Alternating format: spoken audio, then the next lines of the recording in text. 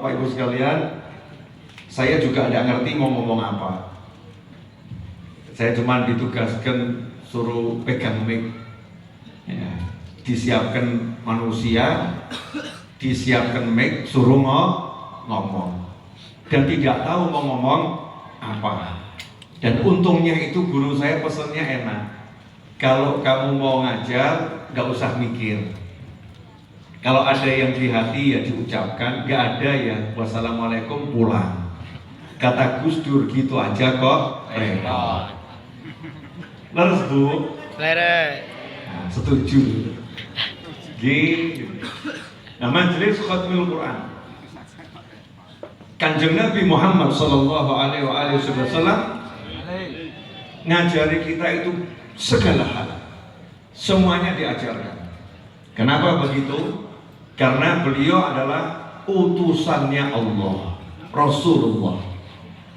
Artinya utusannya Allah bagaimana? Dikirim khusus. Kadang-kadang kalau kita bilang Rasulullah itu nggak patek dong, Rasulullah, tapi nggak patek dong, nggak patek paham maksudnya apa. Utusan yang dikirim khusus. Contoh, saya beli kulkas. Itu tokonya kirim utusan khusus menjelaskan kulkas ini untuk makainya biar maksimal, listriknya begini, ya cara nyalakannya seperti ini, ngatur suhunya seperti ini. Maka begitu utusannya toko datang, saya senang. Kenapa? Jadi gamblang cara pakai kulkasnya. Lah kok kemudian mau nikah, utusan calon mertua datang. Rembukan tanggal. Maka utusan tadi disambut luar biasa oleh calon besan dan calon mantu. Senang karena nanti kalau mau nanya tanggal berapa, jam berapa, hari apa, undangannya berapa, tempatnya di mana, maunya besan yang di sana seperti apa, jelas paham karena ada utusannya.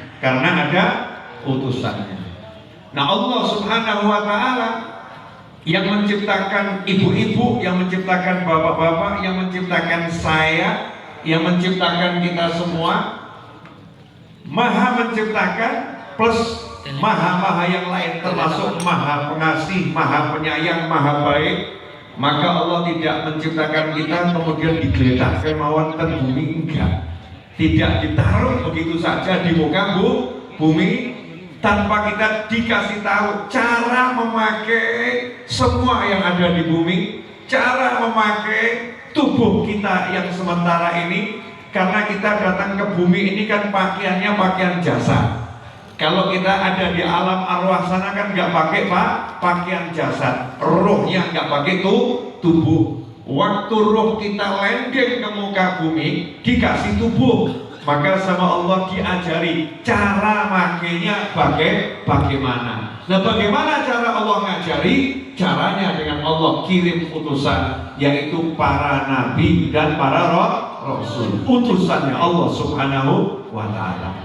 Dan untungnya kita umat akhir zaman, kita ini mendapatkan utusan yang the best, utusan yang terbaik, utusan yang number one, yang nomor satu, yang paling indah, yang paling mulia, yang paling utama, yang paling dicintai oleh Allah Subhanahu wa Ta'ala, yaitu Kanjeng Nabi Muhammad Sallallahu Alaihi Wasallam.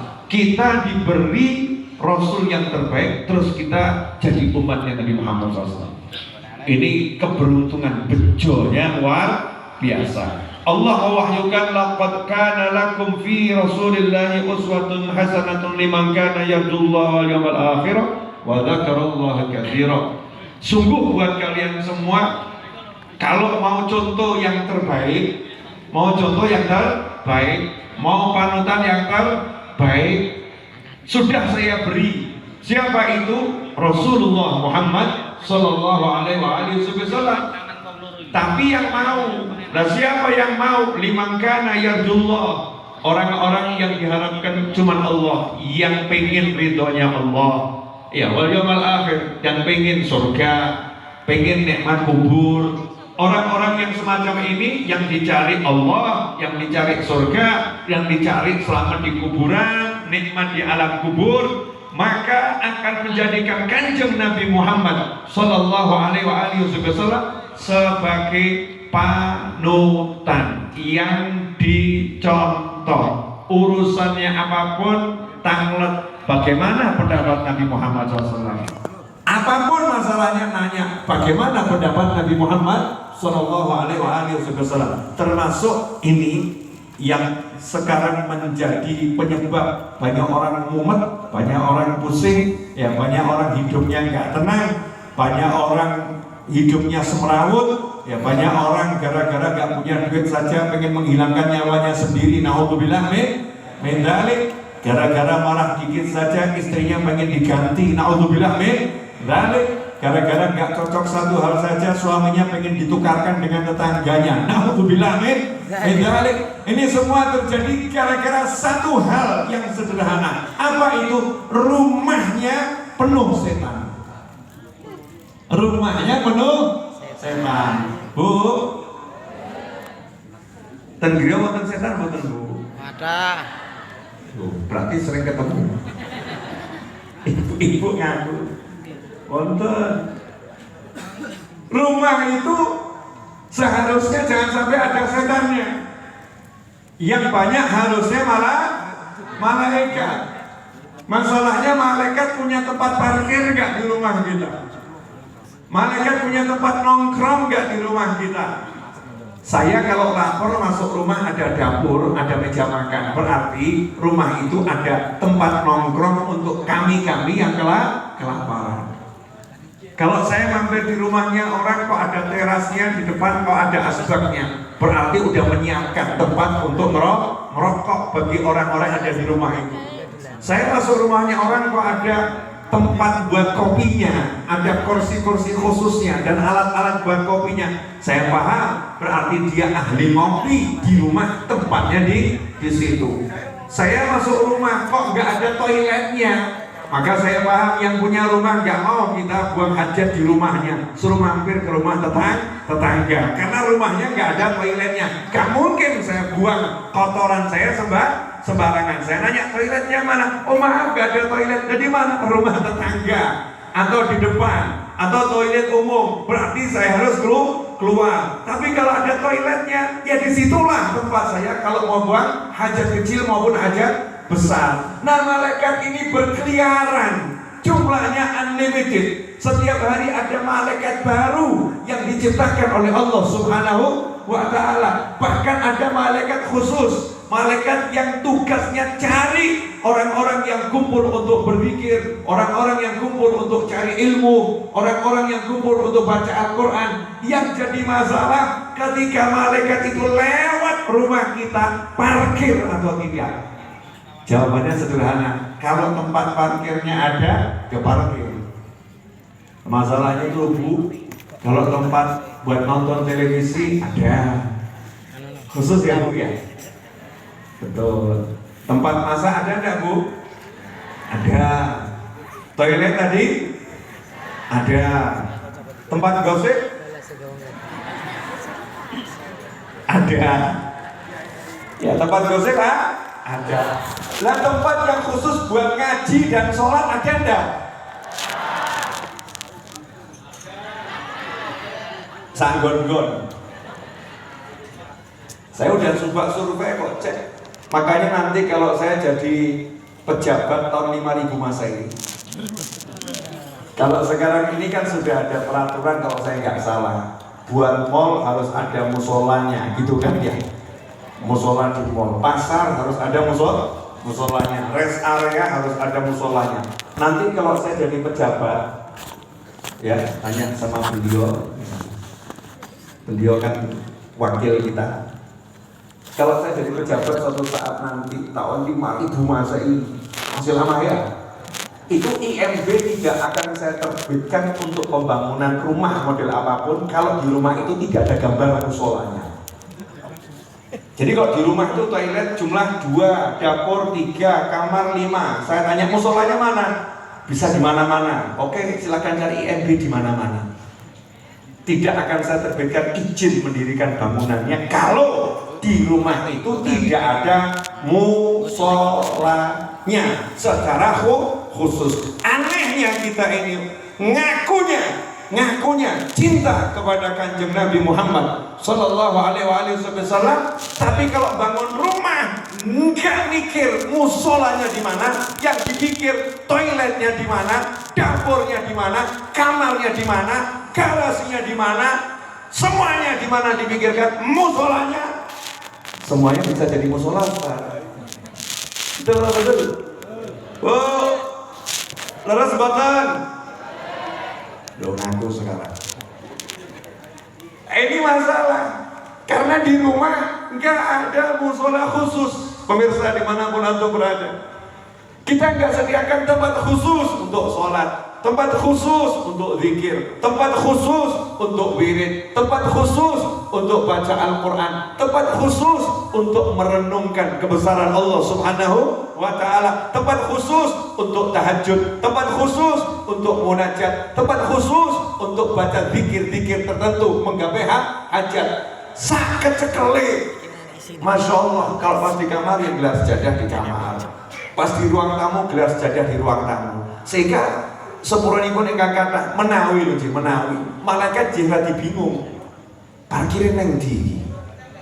Kadang-kadang di kamar terus pindah ruang tamu, pindah teras, pindah garasi, parkirnya di mana? Karena itu kalau saya lihat rumahnya Nabi Muhammad Sallallahu Alaihi Wasallam, griyonipun Kanjeng Nabi SAW, griyonipun Sayyidah Fatimah Zahra radhiyallahu taala anha, griyonipun para sahabat Nabi Muhammad SAW. Meskipun sahabat itu sholatnya di masjid, jangan salah, perintah Nabi kalau sholat sunnah perbanyak di rumah. Maka apakah sahabat di rumah sholatnya sembarangan? Tidak. Maka disebutkan ada mihrabnya Fatimah radhiyallahu taala anha, ada tempat sholatnya Kanjeng Nabi SAW di rumah. Sampai diceritakan Nabi kalau sholat, Sayyidatuna Aisyah radhiyallahu ta'ala anha, istri beliau yang tercinta, kalau Nabi sholat mau sujud, Sayyidatuna Aisyah itu narik kakinya. Tempat sholatnya yang gak pernah berubah. Di situ persis di depan tempat tidur Nabi Muhammad Sallallahu Alaihi Wasallam. Sayyidah Fatimah Zahra meskipun rumahnya kecil, punya mihrab, punya tempat untuk sholat khusus. Sementara kita rumah kadang 1000 meter, 200 meter, 500 meter, 100 meter, 80 meter, tapi musolanya nggak ada. Jadi ibu-ibu mohon maaf, besok bilang sama suami bongkar rumah Ji. Kok nurut semua nih? Ji, rumahnya dibongkar itu bukan berarti dibongkar, enggak, tapi ambil sudut rumah tertentu, niati ini musola rumah saya. Ya ini musola rumah saya. Kalau udah seperti itu, malaikat sudah paham. Gak mungkin malaikat masuk rumah kita nongkrong depan TV, gak mungkin. Gak mungkin. Malaikatnya nongkrong di toilet, gak mungkin. Makanya diajarkan jangan lama-lama di toilet. Betul? Toilet tempatnya setan. Jangan lama-lama di toilet. Kalau di toilet sebentar saja, segera keluar. Kenapa? Malaikat tidak diizinkan masuk toilet. Malaikat tidak diizinkan masuk tempat kotor. Makanya malaikat itu begitu kita masuk tempat kotor, malaikatnya parkir di luar. Malaikat rahmah tidak mau nggak mau masuk. Makanya nggak ada orang soleh waliullah mau lama-lama di toilet. Bahkan Imam Malik rahimahullah berjuang agar ke toilet 2 minggu sekali. Imam Malik itu ke toiletnya 2 minggu sekali, masya Allah.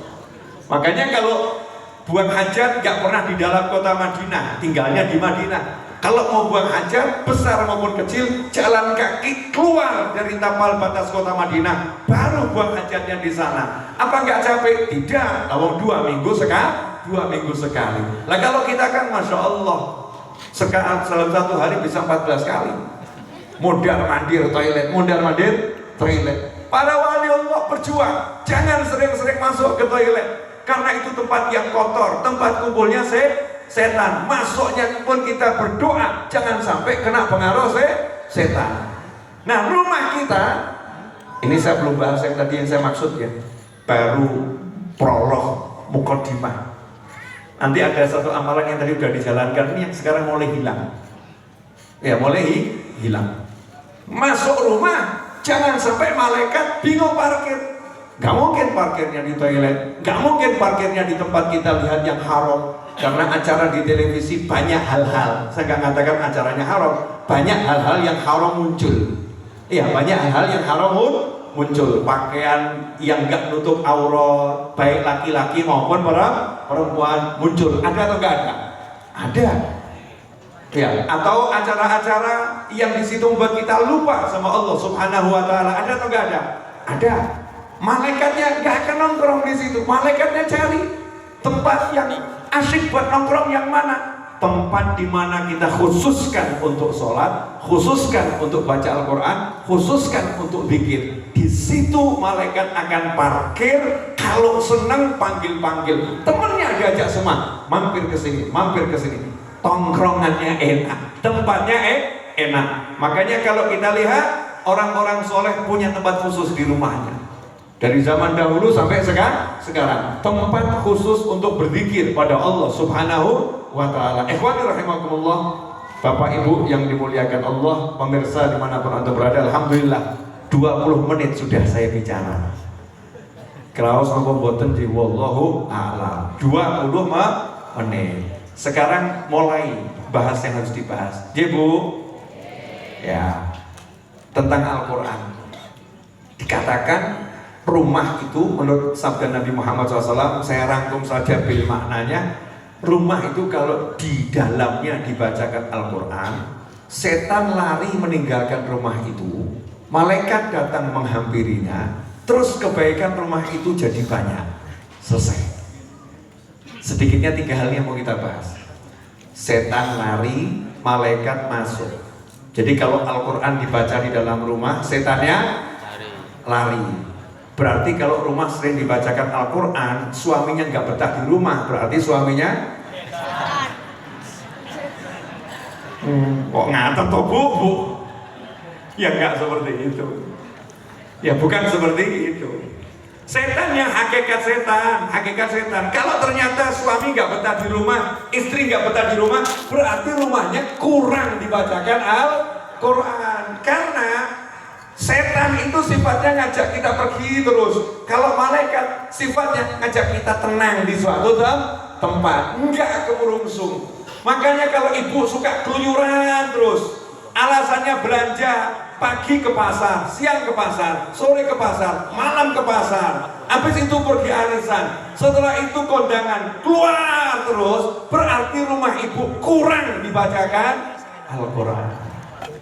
Bukan gak dibacakan loh ya, kurang. Kalau suami kerja bagus, pulang kerja bilang mau begini, setelah itu bilang mau begitu, nggak betah di rumah, berarti suaminya memang nggak betah di rumah. Jangan salahkan suaminya nggak salah. Jangan salahkan istrinya nggak salah. Yang salah apa? Rumahnya kurang dibacakan Al-Quran. Makanya saya kalau ada orang nanya, "Bib, kok lo mboten betah teng griya?" Ya berarti rumahmu kurang dibacakan Al-Quran. Ngaji yo, duduk. Bu, maaf ya Pak, saya tak nyokong ibu-ibu kan jauh di sana. Saya ngadeg ya kurang manfaat, duduk lebih nyaman. Ya duduk lebih nyaman. Lawang kelihatan dari layar monitor. Terus di budi kelihatannya juga lebih jelas, besar itu ya, gede. Nah pemirsa ini juga nanya sama antum semua, pemirsa dimanapun antum berada, tolong jujur ya Bu. Kalau pada tanggal Bu, siap nama boten jawab? Yakin? Sering pusing atau sering tenang? Loh saya diagnosa dulu tuh ya. Bu, sering pusing atau sering tenang? Coba yang bilang tenang jawab dulu. Sering pusing atau tenang? Oke. Sering, sekarang yang kedua yang bilang pusing jawab dulu. Sering pusing atau tenang? Banyak yang nggak jawab, banyak yang diam ya, banyak yang diam. Soalnya kalau WA yang masuk ke handphone saya kebanyakan itu ngakunya pusing. Umat Ustaz pusing, Kiai pusing, pusing itu WA yang masuk jumlahnya banyak yang luar biasa, ngeluh, pusing. Dan sekarang saya perinci lagi, jawab ya Bu ya. Bu, cari duit mudah atau susah? Sepakat, kompak, susah. Oke, pertanyaan ketiga, kalau cari duit susah, tenang atau pusing? Boleh kelihatan aslinya. Yang tadi bilang tenang, ternyata sekarang bilang pusing. Jadi yang buat pusing apa Bu? Yang buat pusing apa? Duit. Yang dicari? Berarti ibu cari? Pusing. Pemirsa ya, coba ini. Yang buat pusing uang, yang dicari uang. Jadi kalau kita pakai bahasa matematika, yang membuat pusing adalah uang, yang dicari adalah uang. Maka mencari uang pusing. Mencari uang sama dengan mencari pusing. Betul begitu? Nah makanya para kiai dari dulu ngajari duit gak usah digoleki, jangan cari uang, karena cari uang buat pusing. Itu rumusnya para kiai. Gak ada para kiai cari duit, yang ada para kiai dicari sama duit. Biarlah duit yang pusing cari kiai, jangan kiai pusing cari duit. Kok bisa kiai gak pusing? Kenapa? Karena kiai pegang ayatnya Allah, yakin sepenuh hati, dan pegang sabda Kanjeng Nabi, yakin sepenuh hati. Rumah yang di dalamnya banyak dibacakan Al-Quran, rumah itu yang khairuh, kebaikannya menjadi banyak. Makanya para yai dikit-dikit ngaji, dikit-dikit ngaji, dikit-dikit ngaji, dikit-dikit ngaji. Irit ibu-ibu, kalau zaman sekarang dikit-dikit buka handphone, dikit-dikit buka handphone, dikit-dikit buka handphone. Begitu buka handphone suami, terjadi perang antara pasangan hidup di rumah tangga. Pernah atau nggak pernah Bu? Lu pernah membuka handphone suami tanpa izin? Jadi lu ngaku lu tuh ya. Resepnya kalau pengen rumahnya banyak malaikat, setannya nyingkir, kebaikannya banyak, baca Al-Quran. Nah ini pertanyaan yang mau saya tanyakan tadi yang paling pokok, saya loncati dulu. Bu, kapan terakhir tadarus sama suami di rumah? Katanya nanyar. Sama suami loh ya, bukan baca sendiri-sendiri. Suaminya baca, istrinya mendengarkan, istrinya baca, suaminya mendengarkan. Kapan terakhir?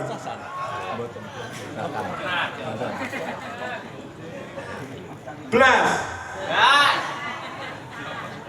Kalau nonton bioskop, Bareng. nonton TV, Bareng. bareng. Pergi makan, Bareng.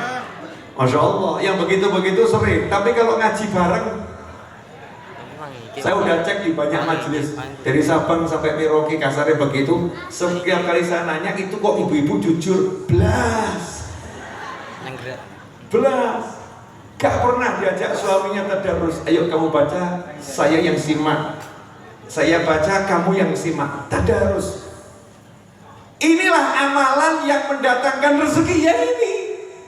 Nah kadang-kadang itu diajari sama yang membuat kehidupan Allah Ta'ala, yang buat kita hidup Allah Ta'ala. Allah kirim utusan, utusannya namanya Nabi Muhammad SAW. Ngajari gampang, pengen omahmu jadi apik, rezekimu jadi gampang, yakthuru khairuh, rumah itu jadi banyak kebaikan, setannya nyingkir, pikiranmu jadi tenang. Karena yang buat pusing adalah bisikan-bisikan setan, alladzi yuwaswisu fi sudurin nas minal jinnati wan nas. Karena rumahnya itu banyak setan, banyak bisikan yang masuk ke kepala, malaikat akhirnya tersingkirkan, hidupnya gak bisa tenang. Kenapa? Karena Al-Quran kurang dibacakan. Jadi gampangnya resepnya Kanjeng Nabi, gak angel-angel. buka Al-Quran, baca. Beb, saya nggak bisa. Belajar. Belajar. Alasan kok nggak bisa, terus saya heran. Saya nggak bisa ngaji, bukan alasan. Saya udah tua, bukan alasan. Kenapa bukan alasan? Karena tidak ada batasan usia untuk belajar apapun, terutama belajar Al-Quran. Begitu urusan handphone nggak bisa, nanya, piye caranya? Nanya. Naik motor nggak bisa, tolong ajari naik motor. Pengen bisa nyetir mobil nggak bisa, kursus setir mobil. Lah kalau kursus baca Al-Quran nggak usah jauh-jauh, masuk musola, masuk masjid, ketemu imamnya, tolong yai, ustaz ajari saya ngaji, selesai urusan selesai. Cuman sayangnya semangat kita kurang karena apa? Gak ada ta'zim, kurang pengagungan. Ini Al-Quran. Kalau saya bisa baca Al-Quran, banyak kebaikan yang saya dapatkan. Terkhusus untuk di rumah saya, setan menyingkir. Nah, setan itu memang harus disingkirkan, harus diusahakan agar setannya pergi. Karena kalau nggak diusahakan, maka yang datang itu ya nanti ya setan, malaikatnya yang akan pergi. Kalau sudah, maka manusia itu makhluk yang kuat menjadi lemah karena terlalu banyak godaan yang ada dalam hati. Contoh, Bu, pernah jadi bayi. Semua pernah jadi bayi, gak ada ujung-ujung gerang gitu ya, besar. Kecuali dua manusia, Nabi Adam dan Siti Hawa alaihi wassalam. Nabi Adam tuh langsung besar, Siti Hawa juga langsung jadi besar. Nabi Adam tidur melek-melek sudah ada istrinya di sampingnya. Makanya indah sekali tuh kisah cinta kakek nenek kita. Kalau mencintai itu seperti Nabi Adam dan Siti Hawa, jangan seperti Romeo and Juliet. Ya, Nabi Adam dan Siti Hawa. Nabi Adam itu sudah ditaruh di surga, semuanya ada. Jangan kamu kira bidadari nggak ada di zaman Nabi Adam alaihissalam. Bidadari sudah ada, tapi Nabi Adam kesepian, sepi. Menungsone kok aku ijen, nggak ada yang lain. Saya mau nanya sama semuanya ini, kalau jenengan dikasih uang 5.000 triliun, tapi suruh tinggal di pulau sendiri, nggak ada sinyal, nggak ada apapun, ijen, punya uang 5.000 triliun, mau nggak? Dan buat apa punya uang 5.000 triliun kalau nggak bisa kemana? Nggak ada yang menemani, betul kan ya? Berarti 5.000 triliun sama teman satu orang ini nilainya mahal mana? Teman. Makanya kalau punya teman jangan merasa miskin. Ini kekayaan yang luar biasa. Kalau nggak ada dia, apa artinya uang? Begitu ada dia, uang baru berarti. Tak jajaki, yuk tak jak lupa, yuk tak jak melaku. Karena ada yang diajak. Lah kalau sendiri, di kamar sendiri, makan sendiri, tidur sendiri, enaknya di mana? Dan di suatu pulau sendiri. Nabi Adam alaihissalam punya segala-galanya, kenikmatan surga ada semuanya, tapi mengalami rasa sunyi, sepi, karena tak ada istri yang mendampingi. Maka saat itulah Allah Ta'ala ciptakan Siti Hawa. Dikatakan dari tulang rusuk Nabi Adam alaihissalam. Artinya dari diri Nabi Adam diciptakan wanita. Maka wanita itu paling mengerti pria karena ia berasal dari dalam tubuh seorang laki-laki. Maka muncullah Siti Hawa. Nabi Adam langsung plek, seneng hatinya, bahagianya luar biasa. Karena itu ketika landing ke muka bumi, Nabi Adam gak ketemu Siti Hawa gak ketemu Nabi Adam. Kakek nenek kita itu gak mikir bumi, tapi mencari di mana bisa kutemukan pasangan yang kucintai itu. Berjalanlah Nabi Adam cari Siti Hawa cari Nabi Adam alaihi wassalam. Saling mencari. Ini indahnya luar biasa. Nah, ikhwani rahimakumullah, kalau kita melihat kakek kita, nenek kita, Nabi Adam, Siti Hawa dan semuanya, kemudian kita ini mau hidup kita enak, ya hidup kita enak, diri kita nggak dipengaruhi oleh setan. Di pikiran kita yang ada hal yang baik-baik saja, malaikat kumpul. Nomor satu syaratnya kita harus menjadikan rumah kita hidup. Rumah yang di dalamnya dibacakan Al-Quran, rumah itu hidup. Rumah yang di dalamnya tidak dibacakan Al-Quran, rumah itu mati, kal mayyit. Bagaimana caranya hidup? Bacakan Al-Quran. Ya sudah, belajar. Bu, siap belajar? Yakin? Saya itu udah cek ke pengurus-pengurus yang biasa menyelenggarakan TPA kalau zaman dulu ya, sebelum ada pandemi. Karena kan pandeminya insya Allah selesai ya. Walaupun belum, insya Allah selesai. Nah itu TPA itu biayanya murah. Anehnya tunggakan yang bayar banyak. SPP TPA dulu ya, dulu 10.000 rupiah, 5.000 rupiah. Itu banyak, itu santri TPA yang setahun nggak dibayar sama orang tuanya SPP-nya. Kadang-kadang kita nih racet toh, nggak jelas. Guru ngaji, ngaji, minta uang bayaran, misal ya, guru ngaji minta uang bayaran 500.000. Kita bilang kok mahal men, kok larang men. Guru ngaji, kursus ngaji, biar rada keren, dikasih nama kursus baca Al-Quran. Tanya berapa biayanya? 4 kali pertemuan sebesar 500.000 misalnya ya, 500.000. Kita bilang, mahal sekali. Tapi begitu guru belajar bahasa Inggris, kursus bahasa Inggris, 4 kali pertemuan 2 juta, murah banget dia. Murah banget. Takzimnya loh, ngagungkan Al-Qurannya mana gitu. Karena Al-Quran ini tidak diagungkan, kita nggak paham ya cara hidup akhirnya. Padahal hidup ini harus nurut sama yang buat hidup. Nah yang buat hidup Allah Subhanahu wa ta'ala. Allah kirim utusan namanya Nabi Muhammad SAW. Kanjeng Nabi menjelaskan, kalau pengen rumahmu gak ada setannya, penuh malaikat, banyak baiknya, bacakan Al-Quran.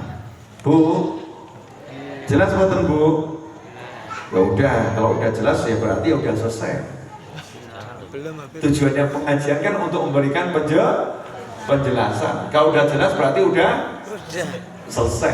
Tapi ya mosok saya jauh-jauh dari Pasar Kliwon sampai sini sebentar aja udah selesai. Belum. Lanjut boleh Bu? Lanjut. Monggo Bu tunjuk.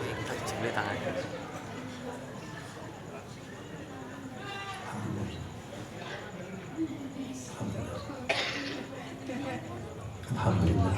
Boleh nanya? Ini yang saya pegang apa? Gelas, betul. Isinya apa? Air putih. Air. Saya mau nanya, segelas air ini sama uang 5 triliun banyak mana?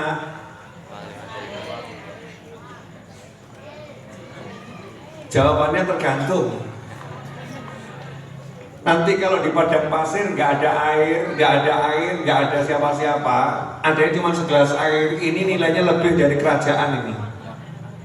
Karena uang seberapapun di tengah padang pasir nggak bisa jadi air, nggak bisa diminum, nggak bisa dimakan, betul kan ya? Nggak bisa buat hidup. Tapi secangkir segelas air ini bisa buat kita hidup dengan izin Allah Subhanahu wa ta'ala. Makanya kita kalau minum suruh betul-betul mengucap sama Allah terima kasih, alhamdulillah. Nah seringkali kita ini enggak glegek enggak ada terima kasihnya sama Allah. Seakan-akan ini gampang. Ya sekarang gampang. Minum itu mudah atau susah? Mudah sekarang. Nah kalau di ICU mudah atau susah? Susah. Kadang disendoi aja nggak masuk. Ada itu orang yang dikasih minum muntah, dikasih minum muntah. Ada enggak kayak seperti itu? Ada. Berarti kalau kita diberi minum mudah tuh harusnya bilang apa? Alhamdulillah. Terima kasih ya Allah, alhamdulillah. Sadar. Nah tadi kamu minum gitu enggak? Alhamdulillah. Ya Allah kok gampang ya Allah. Mudah sekali bisa. Alhamdulillah. Terima kasih ya Allah. Yang ada alhamdulillahnya bukan wujud syukur, tapi sekedar baca doa, zikrul lisan, bagus. tapi baru sampai tahapan zikir lisannya bergerak mengucap alhamdulillah tapi nggak kroso. Harusnya dari hati, alhamdulillah ya Allah terima kasih, sehat, bisa minum, bisa mengucap alhamdulillah, itu alhamdulillah lagi. Tanya lagi ya Bu, boleh Bu? Jadi jenengan pilih mana? Bisa minum atau nggak bisa minum?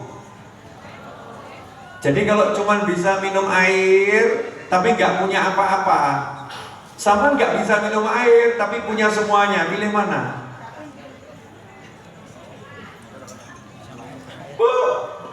Bisa minum air, Punyanya cuma air, rumahnya kontrak, ukurannya 4x4 alias kos-kosan, 4x4 atau 3x3 alias kos-kosan, minumnya cuma air. Nggak punya uang, nggak punya apa-apa. Sama aja dengan punya rumah besarnya sealun-alun, tapi nggak bisa minum, geletak di ICU.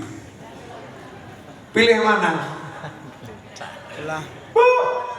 bisa minum, punya air, punya rumah sehat, betul. Jadi kalau ibu punya rumah, ibu sehat, terus punya suami, mestinya ngucap apa?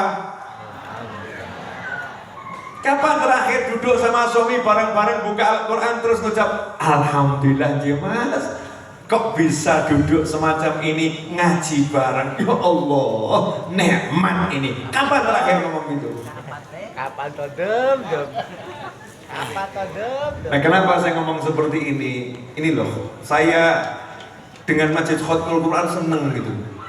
Di zaman semacam ini kok perhatian sama Khatmul Quran gak hilang, itu kan luar biasa. Sementara kadang-kadang yang lain gak gagas lagi, gak ngurus lagi tentang Khatmul Quran, hafalan Al-Quran, ngaji itu kurang diperhatikan.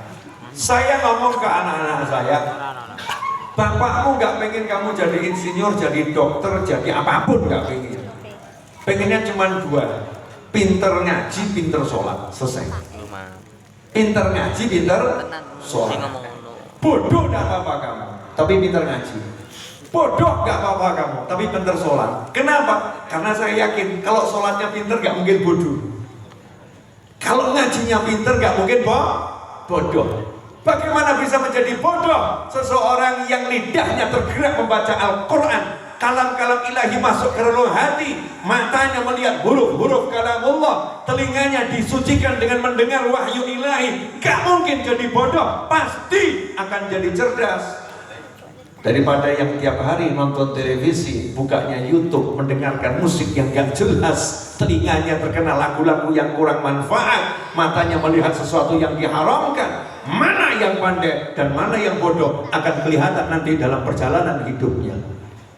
Ada satu anak, mohon maaf pemirsa, mudah-mudahan anak-anak kita nggak jadi yang seperti ini. Mohon maaf. Ini contoh, bapak ibunya nyekolahkan dari mulai playgroup sampai TK, SD, SMP, SMA, kuliah S1, S2, dan SSMA.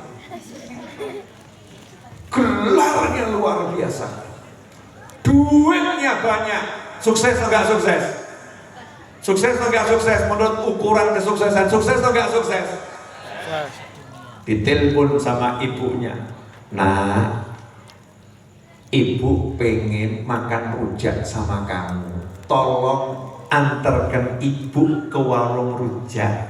Ibu pengen makan rujak sama kamu. Anaknya ada di kota A, ibunya ada di kota B, padahal anaknya sugihnya pol. Kalau anak yang dididik sama Al-Quran, langsung siap, sedekah bu, bismillah, berangkat. Tapi anak yang gak dididik sama Al-Quran, bu, ibu kan sadar toh bu, tugas saya banyak, urusan saya banyak, saya gak bisa ninggalkan kantor, sebentar lagi ada rapat direksi, ini banyak orang-orang yang butuh saya bu, masa saya harus batalkan semua rapat demi ibu makan rujak? Masya Allah.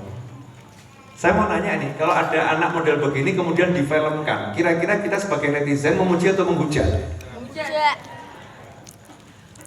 Sebagai penonton kita memuji atau menghujat?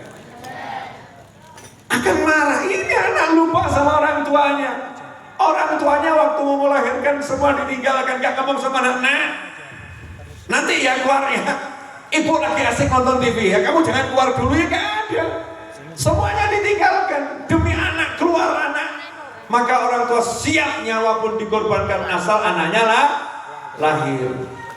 Jadi kalau kita mau pengen anak kita jadi anak yang soleh, anak yang barokah, anak yang rahmat, takzim sama Al-Quran harus kita ajarkan dari kecil. Ini Al-Quran, yang pinter ngaji, hargai Al-Quran. Bapak gak pengen kamu punya apa-apa, tapi kamu punya Al-Quran. Kalau udah ada dalam hati takzim sama Al-Quran, maka insya Allah hidup itu akan penuh rahmat, penuh barokah dan sakinah, ketenangan. Nah, zaman sekarang yang banyak orang kehilangan ketenangan. Nah, kalau rumahnya kurang dibacakan Al-Quran, tadi Nabi bilang setannya berdatangan. Kalau setan yang ngumpulnya di situ punya parkir, ya Masya Allah. Ya ilmu kita banyak pun akan dibisi setan macam-macam. Setannya parkir. Alhamdulillah 50 menit. Tambah dikit boleh? Penutup.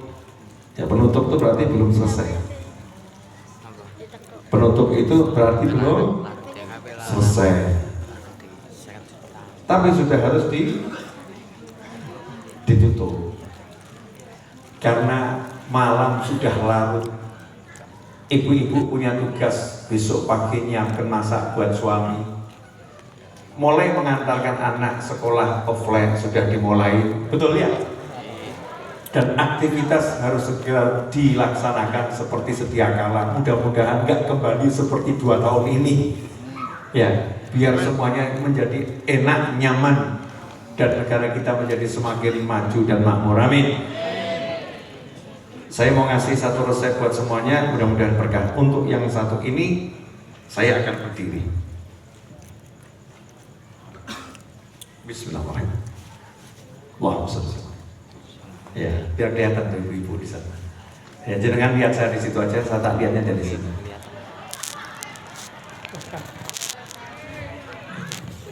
Ya, Bu. Nah, jenengan itu kan sebagai tulang punggungnya rumah. Walaupun suami itu memang ya tulang punggung negara, ibu tulang punggungnya rumah. Kalau ibu tenang itu suami tenang. Kalau ibu nggak tenang, suami nggak tenang, rumah akan goyang. Jadi nggak karu-karuan semua itu. Maka tugas untuk memberikan ketenangan nomor 1 ada pada ibu. Sekarang saya mau nanya, saya tuh selalu kalau buat pengajian konsepnya gitu. Saya mau nanya, jawab. Saya mau nanya, jawab. Jadi biar apa? Biar diingat terus yang saya sampaikan. Nah apa ya Bu, nanya lagi ya. Tapi saya butuh jawaban jujur. Karena kalau enggak nanti ilmunya enggak bisa masuk. Jawaban jujur buat dari yang di kanan saya juga, remaja-remaja di samping kanan ini. Ketika seseorang dipecat dari kantor atau kehilangan pekerjaan, suami pulang ke rumah, dipecat dari kantor, kehilangan pekerjaan, terus ngomong sama istri, dipecat. Sementara tagihan hutang banyak. Anda sebagai istri komentarnya apa?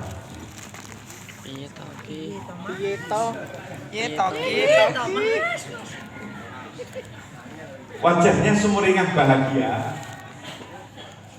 atau bersengut? Bersengut. Ya. Inilah kemusyrikan yang nggak disadari dalam hati. Jadi akhir zaman ini banyak orang tauhidnya itu mulai luntur. La ilaha illallah Muhammadur Rasulullah sallallahu alaihi wasallam. Itu kan kita yakin nggak ada rezeki kecuali dari Allah. Nggak ada obat kecuali dari Allah. Nggak ada takdir yang terjadi kecuali atas izin Allah. Betul? Jadi kalau suami dipecat, yang mengizinkan siapa? Allah. Berarti ini takdir alias rencana Allah. Jadi kalau suami pulang ke rumah kemudian laporan, Bu, aku dipecat, jawab ibu apa?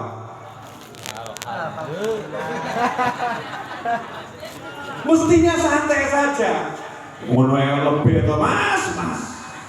Baru dipecat aja kok heboh. Lebih pun, yaitu pintu langit terbuka agar engkau pindah bos yang lebih menyenangkan. Semangatlah cari pekerjaan yang baru. Siapa tahu menjadi rezeki agar engkau mendapatkan limpahan karunia ilahi. Dan rezeki pada hari ini adalah aku bisa bertemu dengan dirimu lebih awal dari biasanya. Sakit?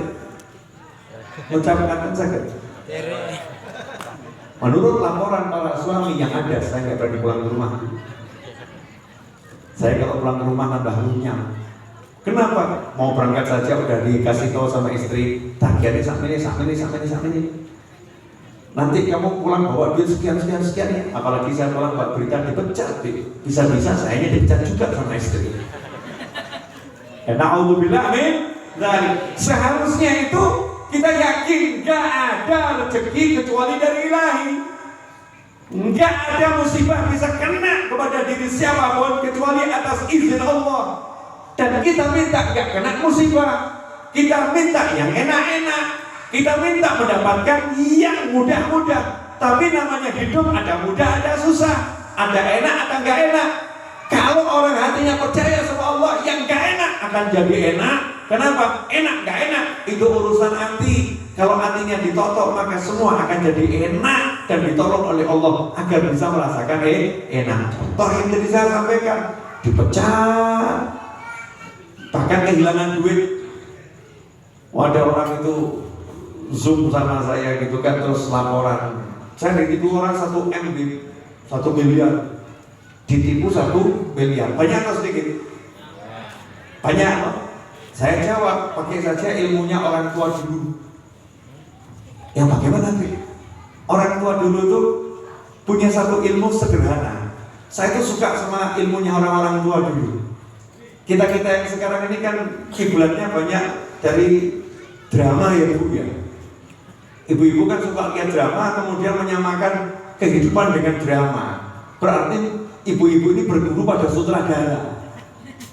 Gurunya adalah sutradara, nggak disadari, ya nggak disadari. Bukan lagi pelajarannya para kiai, para ulama, tapi dari kehidupan film-film dijadikan itu pegangan, nggak disadari, ya nggak disadari. Seharusnya kita sadar ada pelajaran orang-orang tua dulu seperti sederhana.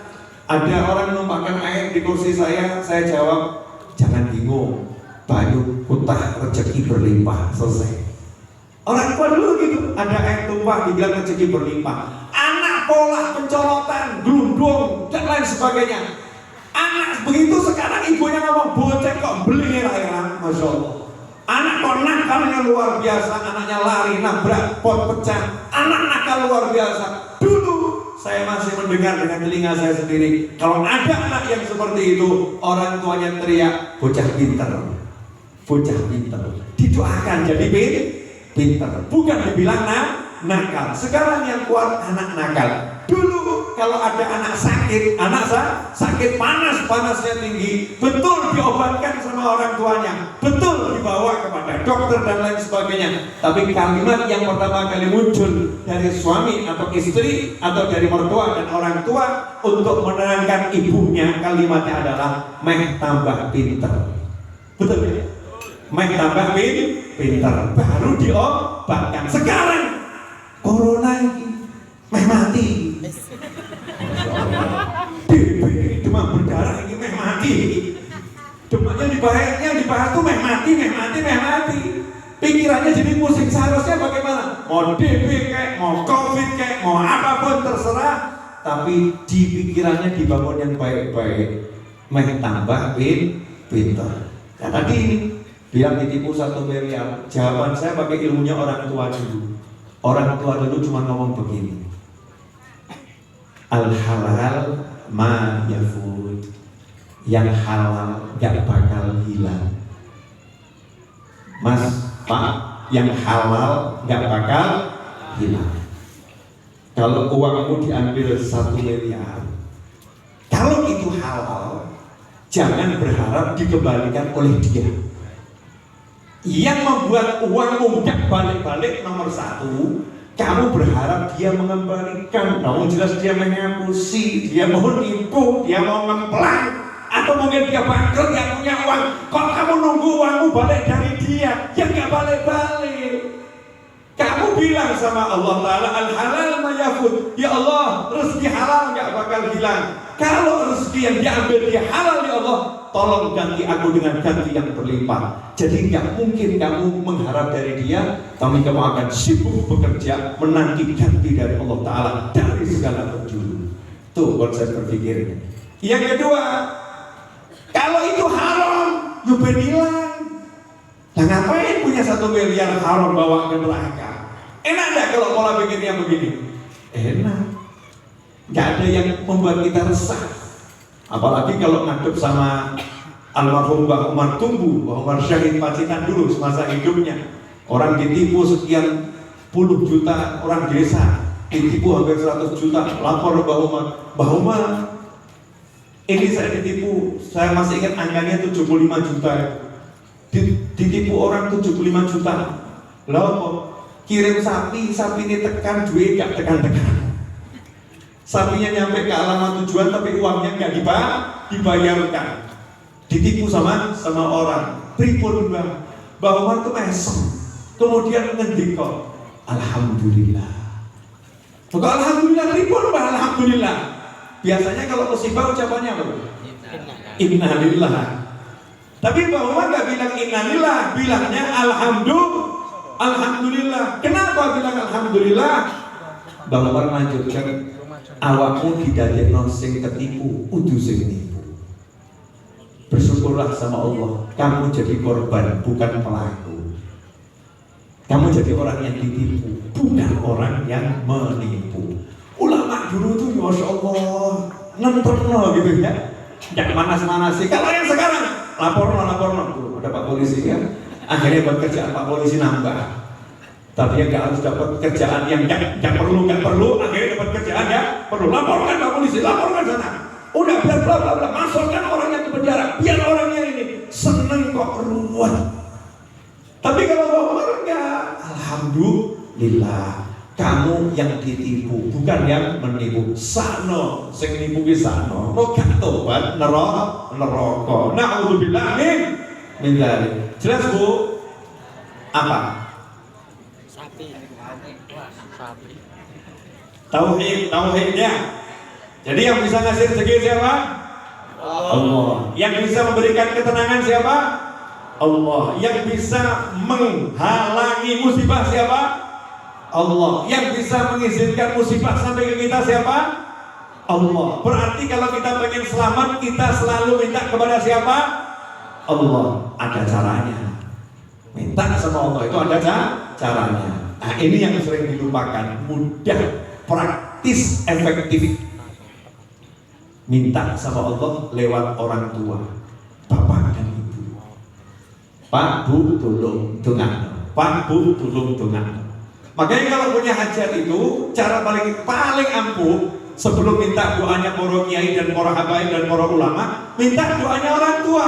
Caranya bagaimana? Suruh ngamini saja. Bu, tolong diamini. Amin, amin, amin. Anakmu meh dongo. Kita sebagai anak dongo. Allahumma ya Allah. Setelah bismillah, alhamdulillah, sholawat. Allahumma ya Allah, ampuni saya, ampuni orang tua saya, ampuni masa hidup saya, ampuni anak-anak saya. Kalau hajatnya pengen beli mobil, ya Allah, saya pengen beli mobil yang bagus, yang pakai susah, ya Allah. Ibu bapak suruh ngamini, amin. Kalau hajatnya hutang lunas, ya Allah, saya punya hutang sekian, tolong lunaskan ya Allah, tanpa susah payah dari segala arah. Orang tuanya suruh amin. Ini lebih ampuh daripada doanya siapapun. Tapi diamalkan tidak sama anak. Cara yang ada, lihat bapaknya sholatnya ya begitu, ibunya sholatnya begitu. Kok punya teman kiai habib yang soleh, akhirnya mengandalkan habib dan kiainya, tapi orang tuanya nggak diandalkan, orang tuanya diabaikan. Salah besar, karena para habaib dan para kiai pasti nomor satu nanya, kamu sudah minta doa orang tuamu belum? Udah minta doa orang tuamu Belum. Nah ini doa orang tua ini nggak ada bandingnya. Makanya saya pengen nanti pulang dari sini ibu-ibu ngajari anak-anaknya. Kamu kalau butuh apa-apa, suruh ibu doakan. Ya suruh ibu doakan. Dan ibu juga punya orang tua, bapak punya orang tua. Butuh apa-apa, minta sama orang tua kita untuk didoakan. Nanti insya Allah barokah. Kemudian jangan lupa harus ada ngaji di rumah. Sekarang ini mohon maaf fenomena ya. Fenomena lagi ngetren di mana-mana orang tuh makmur ke masjid. Makmur ke masjid, tapi nggak makmur ke rumah. Mungkin pengajian saya rada aneh ya. Saya ngajak makmur ke rumah. Nah kalau makmur ke masjid kan sholat 5 waktu udah jelas ya. Tapi sekarang masjid dimakmurkan dengan sholat tahajud di masjid, sholat ini di masjid, duha berjamaah di masjid, ini di masjid. Tapi nggak ada ajakan makmur ke rumah. Padahal rumah ini lebih penting untuk dimakmurkan karena tiap hari kita tinggal di sana lebih lama. Masjid jelas dimakmurkan, iya. Sholat 5 waktu, tadarus Al-Quran, maghrib sampai isya, oh itu waktunya. Tapi rumah ini sekarang makmurnya dengan hal-hal yang haram banyak. Nonton tayangan-tayangan yang haram banyak di rumah. Ngobrol yang haram banyak di rumah. Ngerasani banyak di rumah. Gunjing banyak di rumah. Ngomongkan kejelekan orang, fitnah, namimah, adu domba banyak di rumah. Obrolan gak manfaat banyak di rumah. Tapi zikir berjamaah sama istri, sama anak, sama suami, bareng-bareng baca Rotibul Haddad misalnya, boleh hilang dari rumah. Bahkan anak ditanya, tahu Rotibul Haddad apa enggak? Apa itu Rotibul Haddad? Tak tahu. Ayo bareng-bareng baca salawat mujiah. Apa mujiah? Tak tahu. Ayo bareng-bareng baca salawat nariyah. Apa nariyah? Geleng-geleng nggak tahu. Kita nggak tahu. Istri kita nggak tahu. Anak kita nggak tahu. Tapi kalau yuk bareng-bareng TikTok paham. Joget TikTok, wah masya Allah. Mau joget yang mana? Oh paham. Bapaknya paham, ibunya paham, anaknya paham. Saya nggak menyalahkan A, B, C, enggak loh ya. Tapi saya mau mengajak, ayo toh. Yuk kita perbaiki rumah kita masing-masing dengan amalan-amalan yang sudah diajarkan Kanjeng Nabi Muhammad SAW, diajarkan para wali, diajarkan oleh orang-orang yang soleh. Kalau rumahnya adem, nggak panas. Rumah panas itu maksudnya rumahnya tidak merokok, panas. Rumah yang dingin, rumahnya dekat atau sudah jadi surga, adem. Kalau rumahnya panas, nggak bakal betah di rumah. Kalau rumahnya adem, betah. Alhamdulillah saya yakin rumah saya adem. Kenapa? Saya itu kalau di rumah betah, kalau di luar rumah nggak betah. Makanya sekarang ini udah pengen cepet-cepet pulang. Jadi kalau keluar itu bawaannya pengen cepet pulang. Kalau udah di rumah, mager saya, malas segera. Males, betul-betul pengen di rumah, nggak pengen kemana-mana. Maka pengajian saya sekarang kebanyakan kan online YouTube, ngaji dari rumah, majelis dari rumah. Jarang saya keluar. Kalau saya nuruti diri saya dulu keluar terus. Tapi saya udah terlalu nyaman di rumah, udah enak di rumah itu. Kok begitu kenapa ya? Para kiai dulu juga begitu ya. Nyaman dengan pondoknya, nyaman dengan pesantrennya, nyaman dengan majelisnya, dijaga betul pesantrennya, dijaga betul majelisnya, enak. Orang tua dulu, saya kalau di desa dulu ya, saya dulu kan pernah hidup di desa di Pelem dekatnya Peloso sana ya dekatnya Ponpes Lirboyo Kediri itu ada desa namanya Pelem. Nah saya dulu pernah tinggal di Pelem itu berbulan-bulan, tepatnya Pak D saya. Itu kalau saya di sana, begitu masuk Ba'dal Isya, maghrib udah sepi, Ba'dal Isya sunyi, gak ada orang kok dari rumah. Masing-masing asik di rumahnya sendiri. Tapi coba sekarang kalau kita masuk ke desa, Masya Allah, Ba'dal Isya masih banyak yang keliling gua-gua gitu. Naik motor ke sana, naik bar gitu ya. Nggak ayam di rumah, nggak ayam di rumah. Kenapa ini?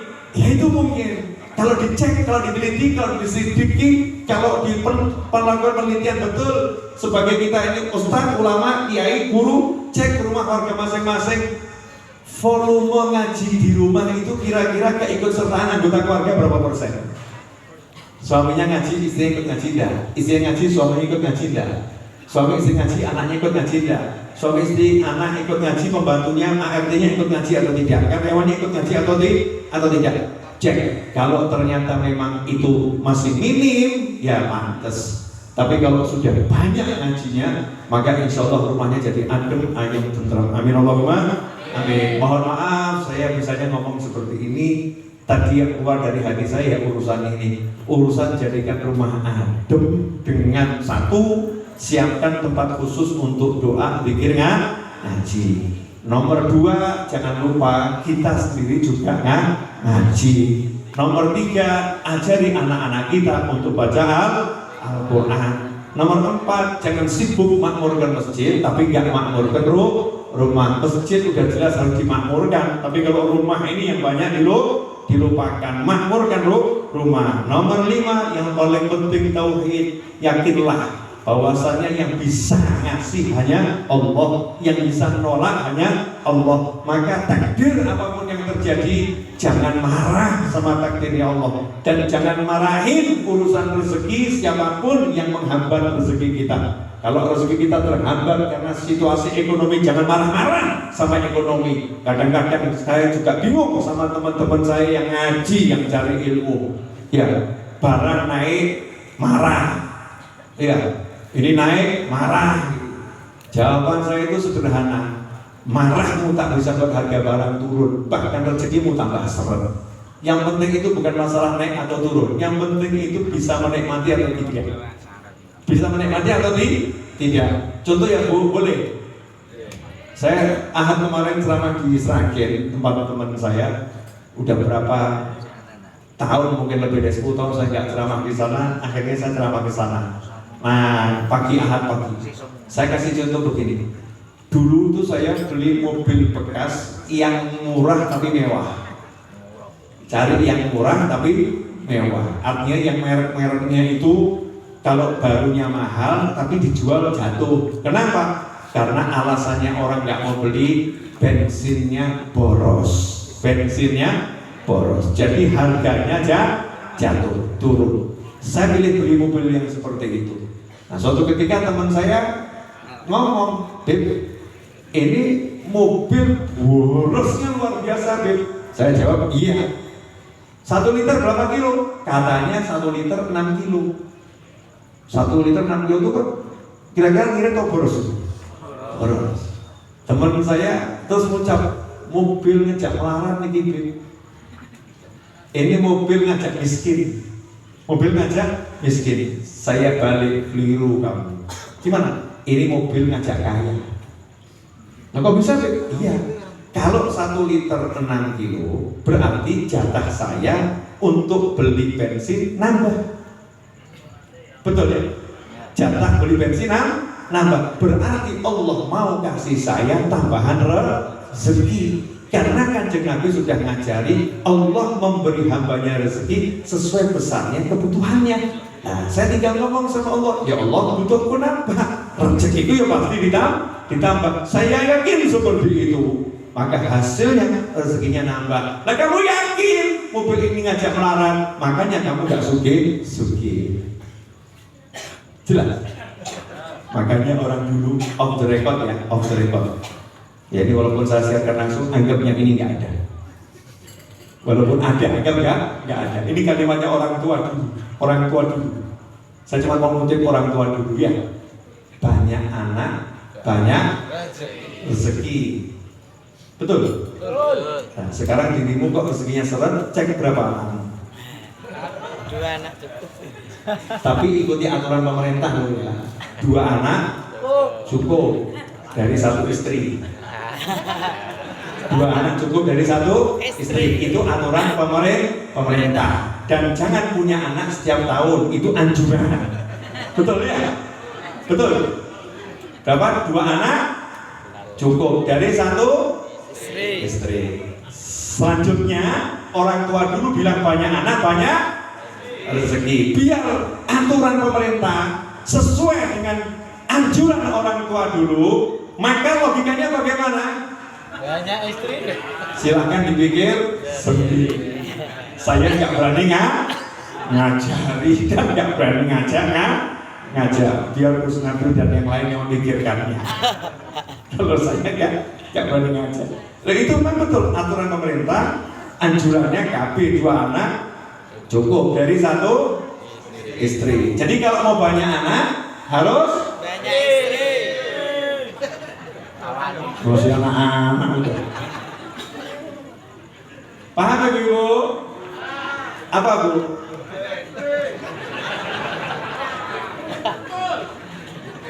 Jadi ibu-ibu kalau pengen rezekinya banyak, ibu harus banyak Istri. banyak anak ya Bu ya.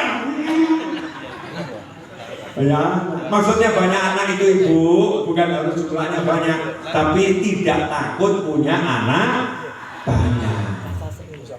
Gak takut punya anak banyak. Lah yang membuat orang rezekinya sekeret itu takut. Nanti kalau punya anak bagaimana? Berarti dia menganggap anak itu harus kita yang carikan rezeki.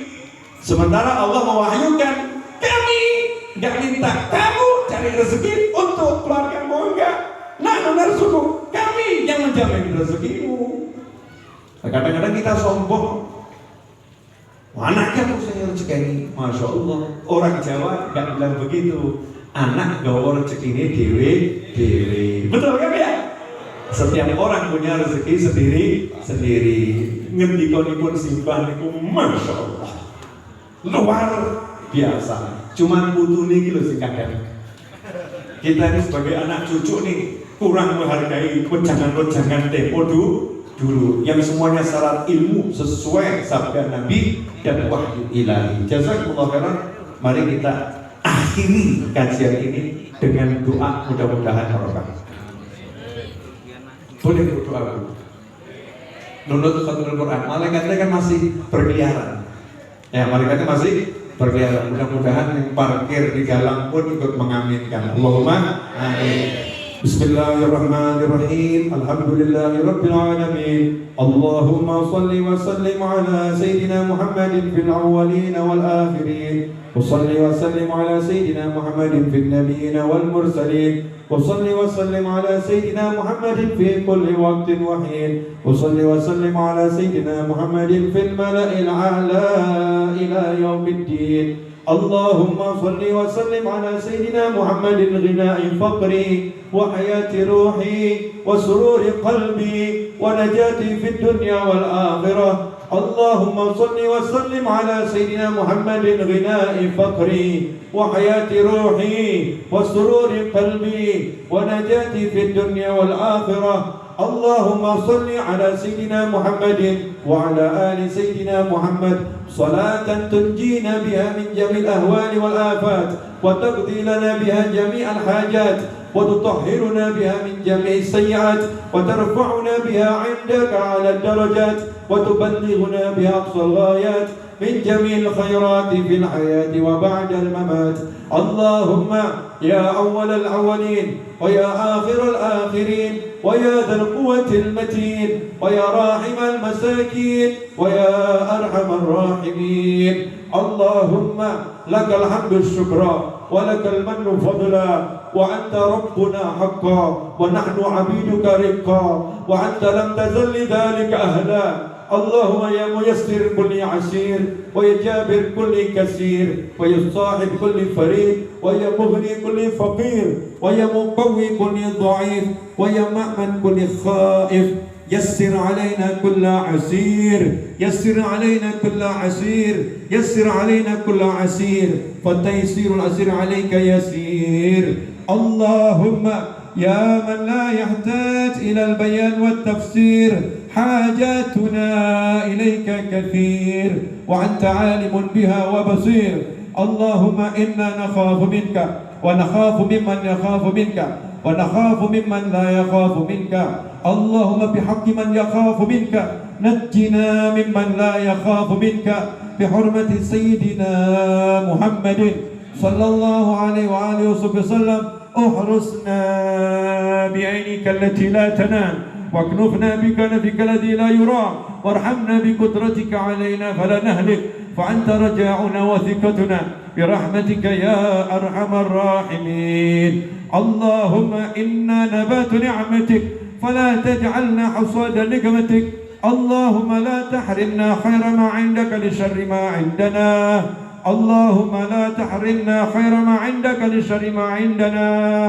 اللهم إنا نسألك من كل خير أحاط بعلمك في الدنيا والآخرة ونعوذ بك من كل شر أحاط به علمك في الدنيا والآخرة يا مالك الدنيا والآخرة اللهم اعمر أجسادنا بطاعتك وعمر قلوبنا بمحبتك وعمر أرواحنا بمعرفتك وعمر أسرارنا بمشاهدتك اللهم اغفر لنا ولوالدينا اللهم اغفر لنا ولوالدينا وارحمهما كما ربيانا صغارا ربنا هب لنا من أزواجنا وذرياتنا قرة أعين واجعلنا للمتقين إماما واجعلنا للمتقين إماما واجعلنا للمتقين إماما يا حي يا قيوم يا حي يا قيوم يا حي يا قيوم برحمتك نستغيث ومن عذابك نستجير أصلح لنا شأننا كله ولا تكلنا إلى أنفسنا طرفة عين برحمتك يا أرحم الراحمين اللهم اللهم اللهم اللهم اللهم اللهم يا ربنا يا رب يا أكرم الأكرمين ويا أجود الأجودين ويا أرحم الراحمين اغفر لنا ووالدنا والمسلمين أجمعين في هذه الليلة الشريفة برحمتك يا أرحم الراحمين يا الله yang maha pengasih ya Allah yang maha penyayang ya Allah yang maha mendengar ya Allah yang maha mengerti ya Allah yang maha memahami ya Allah yang maha lembut ya Arhamar Rahimin ya Rabb ya Akramal Akramin ya Karim ya Karim ya Karim ya Karim ya Karim ya Karim ya Karim ya Karim ya Allah Allahumma ighfir lana ya Rabb tolong ampuni kami dan kedua orang tua kami ya Allah ampuni kami dan kedua orang tua kami ya Allah jadikan orang tua kami bahagia dunia bahagia akhirah jadikan orang tua kami mulia dunia mulia akhirah jadikan orang tua kami tentram dunia tentram akhirah jadikan orang tua kami selamat dunia selamat akhirah jadikan orang tua kami bersama kami sampai jannah ya Arhamar Rahimin ya Rabb jadikan orang tua kami ridha kepada kami ya Allah memaafkan salah-salah kami ya Allah ya Arhamar Rahimin di malam ini kami tengadakan tangan memohon kepadamu ya Allah jadikan pasangan hidup kami dan anak-anak kami penyejuk hati kami dan penyejuk hati baginda Muhammad sallallahu alaihi wasallam ya Allah jadikan putra-putri kami bahagia dunia bahagia akhirah jadikan putra-putri kami mulia dunia mulia akhirah jadikan putra-putri kami tentram dunia tentram akhirah jadikan putra-putri kami selamat dunia selamat akhirah jadikan putra-putri kami bersama kami ilal jannah ya Rabb sampai surga kami sampai surgamu kami bersama dengan keluarga kami ya Allah bersama anak-anak kami bersama cucu-cucu kami ya Rabb jadikan semua anak keturunan kami ila yaumil qiyamah ya Allah semuanya beragama Islam ya Allah semuanya mengagungkan dirimu ya Allah semuanya hingga akhir usia mengucapkan la ilaha illallah Muhammadur Rasulullah sallallahu alaihi wasallam Rabbana atina fid dunya hasanatan wa fil akhirati hasanatan wa qina adzabannar Rabbana la tuzigh qulubana بعد إذ هديتنا وهب لنا من لدنك رحمة إنك أنت الوهاب اللهم يا مقلب القلوب ثبت قلوبنا على دينك اللهم يا مقلب القلوب ثبت قلوبنا على دينك اللهم يا مقلب القلوب ثبت قلوبنا على دينك اللهم يا محول الأحوال حول أحوالنا إلى أحسن الحال واحفظنا من أحوال أهل الضلال برحمتك يا أرحم الراحمين وصلى الله على سيدنا ومولانا محمد وآله وصحبه وسلم الحمد لله رب العالمين على هذه النية وعلى كل نية صالحة جامعة نافعة وعلى ما نوى سيدي وحبيبي علي بن محمد بن حسين الحبشي وإلى حضرة النبي صلى الله عليه وسلم الفاتحة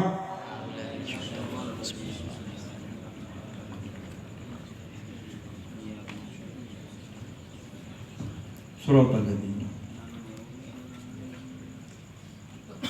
اللهم صل وسلم على سيدنا محمد وعلى ال سيدنا محمد. ربنا تقبل منا انك انت السميع العليم وتب علينا انك انت التواب الرحيم برحمتك يا ارحم الراحمين. وصلى الله على سيدنا محمد وعلى اله وسلم. الحمدلله rabbil alamin. Amin. Jazakumullah khairan. Mohon maaf atas segala kekurangannya, terkhusus untuk bagian sound system. Terima kasih banyak. Jazakumullah khairan. Soundnya bagus, cakep.